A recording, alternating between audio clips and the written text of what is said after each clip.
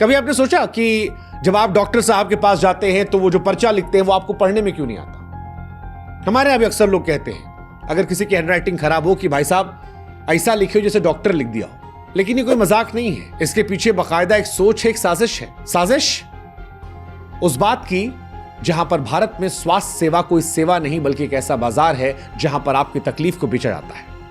Doctor साहब का पर्चा जो आपके लिए इलाज का रास्ता होना चाहिए था, वो असल में दवा कंपनी और मेडिकल स्टोर के लिए एक चेक होता है। आपकी बीमारी पर लिखा गया वो पर्चा आपकी सेहत से ज्यादा उनके मुनाफे की गारंटी देता है। भारत में हर साल लोग इलाज और दवाओं पर लाखों करोड़ों रुपए खर्च करते हैं। उदाहरण के तौर पर 2022 में स्वास्थ्य सेवाओं पर कुल 12,000 करोड़ से ज्यादा खर्च हुआ था, जिनमें 42% तो केवल दवाओं पर गया था, यानी इलाज से महंगी दवा थी।